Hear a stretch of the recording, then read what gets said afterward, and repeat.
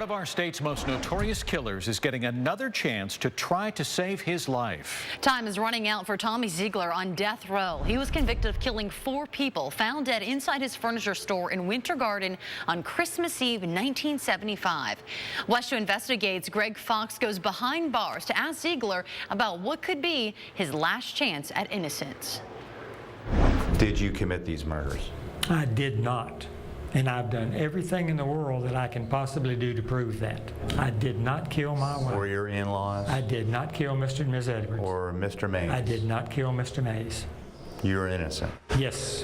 Those statements by convicted killer Tommy Ziegler have not changed. In the nearly 40 years since his wife Eunice, her parents Perry and Virginia Edwards, and customer Charlie Mays were murdered inside Ziegler's Winter Garden furniture store. Ziegler was shot too, but the state convinced a jury that was part of Ziegler's cover-up of a plot to collect his wife's insurance money and frame Mays. Recently, Tommy Ziegler wrote me from his jail cell here in North Florida, and he said there's 2 major developments in his case. One involves DNA testing, the other, a document. He's filed a new motion for additional DNA testing on every single bloodstain on his shirts, his wife's clothing, and father-in-law's fingernails. He claims today's testing will reveal what earlier science could not. It was a bloody mess. How can you beat somebody to death and not get their blood on you? Ziegler's legal team has also uncovered court documents that show his in-laws withdrew and were changing their will to make Ziegler the executor. He says this infuriated his late brother-in-law, who even looked like Ziegler back then. Perry Edwards Jr. is the killer? Yes. Ziegler's hope is the courts will grant a new trial or acquittal.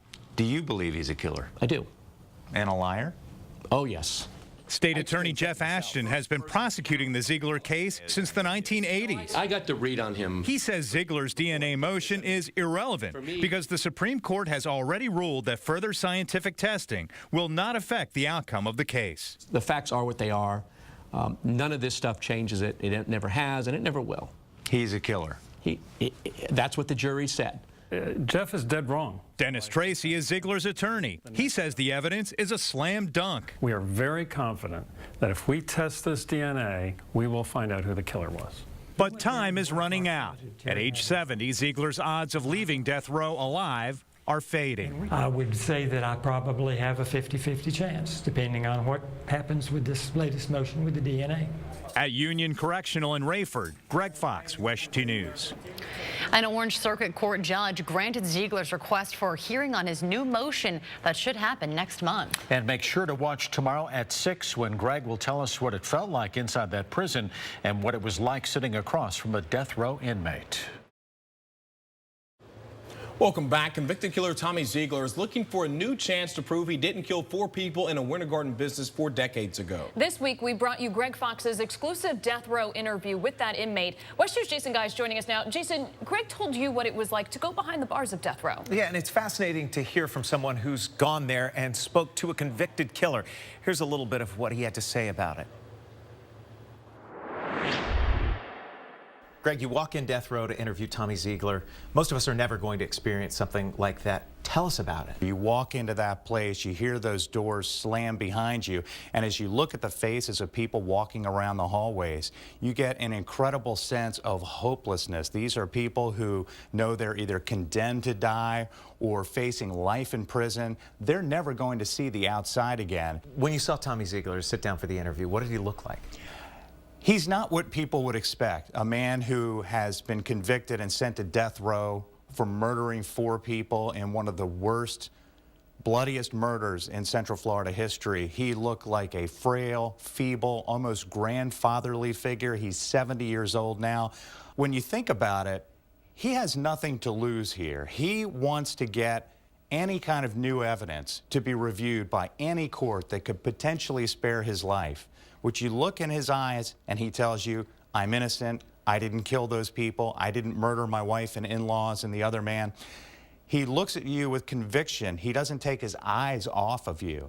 And yet you see this very old man who has spent more than half of his life behind bars and is wondering if he's going to die there. I think the thing you really can't get from just watching a piece about this is him saying, Greg Fox talking about Ziegler, looking him in the eyes, and Greg said it really feels like he is convinced of his innocence, and there's just that truth that he's speaking. So it's a fascinating story, and this is his last effort to try and get himself and his name cleared in the legal system. And if you didn't already see Greg's interview, you can catch the entire story about Tommy Ziegler. It's on the WESH-2 mobile app, also inside of WESH.com. You know, Christmas, it's a time of hope, but the hope of freedom may be all but gone for a former Winter Garden businessman. Today marks the 40th anniversary of the brutal murders that sent Tommy Ziegler to death row. WESH's Greg Fox talked exclusively with Ziegler about a last-ditch effort to clear his name and with a family member who refuses to give up hope. Oh, Merry Christmas. Downtown Winter Garden is a living, breathing Hallmark holiday greeting card. But there is a ghost of Christmas past that haunts this West Orange County town. We didn't have the evidence that we have now. I got hit over the back of the head, slapped, kicked. I was shot. It was a bloody mess. Tommy Ziegler talks like a victim, but is in fact the notorious convicted murderer of his wife and 3 others. There is not a day that goes by that I don't think of Eunice. Not a day, not a single day. So far, that's more than 14,000 days awaiting a death warrant for the Christmas Eve 1975 murders inside his furniture store. Wife Eunice, her parents Perry and Virginia Edwards, and customer Charlie Mays were shot, the men beaten. Ziegler, that's him on a gurney, claims he was shot by the real killers. He later appeared remorseful as he exited the funeral home. But the state won a conviction alleging Ziegler did it to collect on his wife's insurance policies. I'm not guilty of what I'm charged with, and I don't have any qualms about dying. I was sentenced to death, and I fully expect that to be carried out unless we can get this evidence in court and prove it.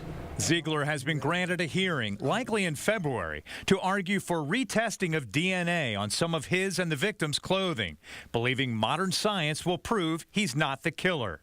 Something State Attorney Jeff Ashton aims to fight. This is never going to end. If Mr. Ziegler got every DNA test he asked for today, he'd find something else to ask for. You think he's just desperate to survive? I think he's desperate to survive. I mean, that's the history of this case. Now, who pulled the trigger, I can't tell you. Never giving up on what she calls a journey for justice is Ziegler's cousin, Connie Crawford. That's her in news clippings with Ziegler shortly after the murders. She urges people to read the mountain of information on websites like this that claim the state bungled evidence then and is covering it up now. If the state wants to lie, they can lie. I think that they just don't want to lose a case. They lose cases every day. Not like this one.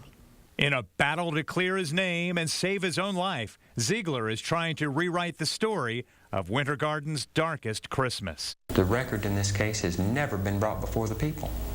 That's all I want is the truth. Greg Fox, WESH-2 News. The film in Greg's report there from the night of the murders was shot by former WESH-2 News sports anchor Buddy Pittman, who was a videographer back then. He recalls the Winter Garden murders were front-page news for months. It was just a very quiet community, and everyone just seemed to respect everyone. You know, it was a different time back then. But yeah, everyone was just really shocked to think that this guy could do what he did. It was headline news. You can see our entire uncut interview with Buddy Pittman online, along with extensive web-only content about the Winter Garden murders of 1975 by going to WESH.com.